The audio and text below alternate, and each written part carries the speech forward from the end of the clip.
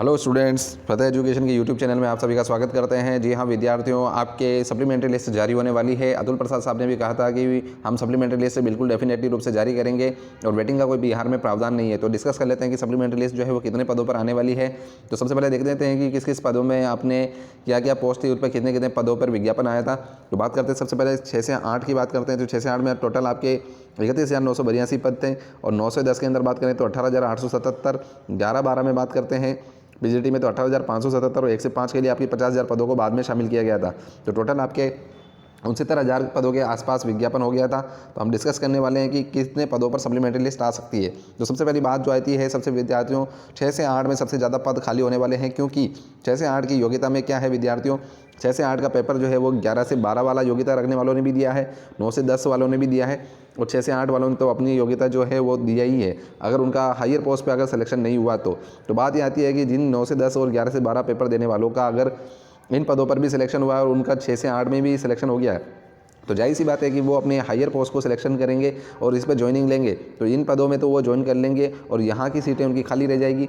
और ऐसी स्थिति में अगर वो डीवी नहीं कराते हैं तो यहाँ पर आपके अतुल प्रसाद जी का जो बयान है उसके अकॉर्डिंग यहाँ पर क्या होगा, डीवी नहीं कराने की स्थिति में आपकी क्या होगी, सप्लीमेंट्री लिस्ट जारी होगी। तो सप्लीमेंट्री लिस्ट जो है वो सबसे ज़्यादा आपके 6 से 8 पदों में जारी होने की संभावना है। और बात ये आती है कि वो डेफिनेटली रूप से आपके 6 से 8 की सीटों को खाली करेंगे और 9 से 10 और 11 से 12 में यानी टीजीटी और पीजीटी में ज्वाइनिंग लेंगे। तो ऐसी स्थिति में सबसे ज़्यादा फ़ायदा टीजीटी वालों के है और पीजीटी वालों में है। तो वो क्या करेंगे, हायर पोस्ट को सिलेक्शन कर लेंगे और 6 से 8 की सीटें खाली रह जाएगी। तो सबसे ज़्यादा वैकेंट सीटें जो आपकी रहेगी वो 6 से 8 में रहेगी। तो सप्लीमेंट्री लिस्ट में सबसे ज़्यादा सीटें आपको 6 से 8 की देखने को मिलेगी। बात कर लेते हैं प्राइमरी में, तो 50,000 पद थे। अगर इन पदों में भी किसी व्यक्ति के पास में अगर बीटीसी और बीएड की डिग्री है तो उसने अगर यहाँ पर आपके 6 से 8 का अगर एग्ज़ाम क्वालिफाई कर लिया है तो कुछ लोग जो यहाँ से निकल करके 6 से 8 में सेलेक्ट होंगे और अगर उनका 9 से 10 में भी सिलेक्शन हो जाता है तो यहाँ पर ऐसी स्थिति में क्या होगा कि वो प्राइमरी की सीट में 6 से 8 की सीट तो खा रहा है, 9 से 10 में चला जाएगा।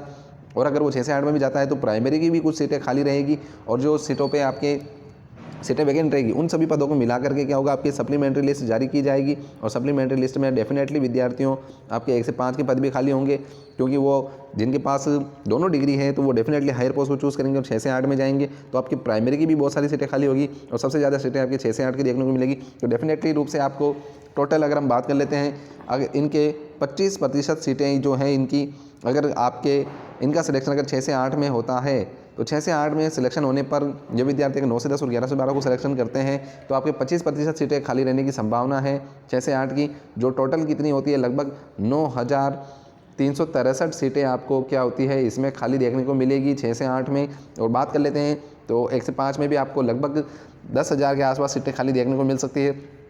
बहुत जल्द आपके सप्लीमेंट्री लिस्ट जारी होने वाली है। अतुल प्रसाद साहब ने भी कहा था कि हम सप्लीमेंट्री बिल्कुल आयोग के पास अधिकार है, जारी कर सकते हैं। तो आपको सप्लीमेंट्री लिस्ट बहुत जल्द देखने वाली है। 1 से 2 दिन के अंदर आपको सप्लीमेंट्री लिस्ट का भी न्यूज़ सुनने को मिलेगी और सप्लीमेंट्री लिस्ट जारी होती हुई दिखाई देगी। अगर आपको हमारे द्वारा दी गई जानकारी अच्छी लगती है तो चैनल को सब्सक्राइब कीजिए, वीडियो को ज़्यादा से ज़्यादा शेयर कीजिए, लाइक कीजिए।